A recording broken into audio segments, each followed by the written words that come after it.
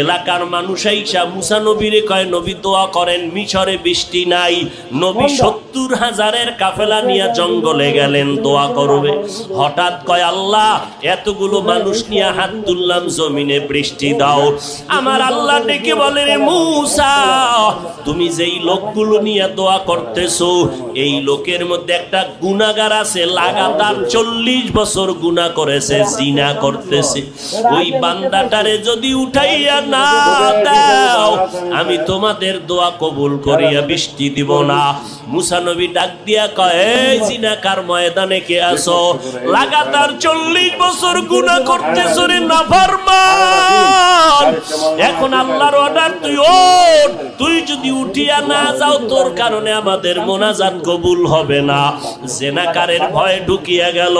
এখন যদি আমি উঠিয়া যাই তো মানুষ বলবে আমি জিনাকার, যদি চোখের পানি ছাড়িয়া কান্না করি মানুষ বলবে আমি অপরাধী। এইবার একটা কাপড় মাথার সামনে রাখিয়া চেহারাটারে ঢাকিয়া আস্তে আস্তে আমার মালিকের কলিজা ভরিয়া ডাক দিছে, ও দয়ার মালিক, ৪০টা বছর আমি গুনাহ করতেছি, তুমি তো কখনো আমার গুনাহটারে মানুষের কাছে প্রকাশ করাও নাই।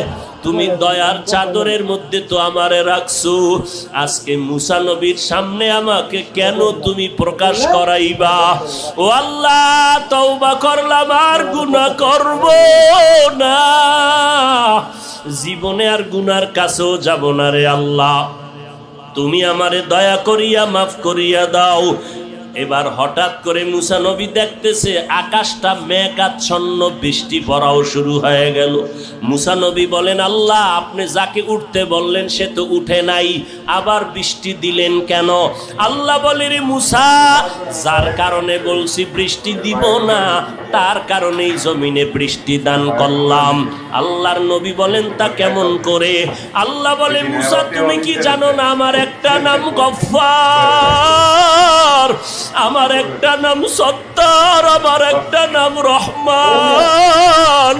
ওরে গুনার পাহাড় নিয়েও যদি কোনো বান্দা একটু ডাক দেয় মালিক, ও আল্লাহ, তুমি আমারে মাফ করিয়া দাও।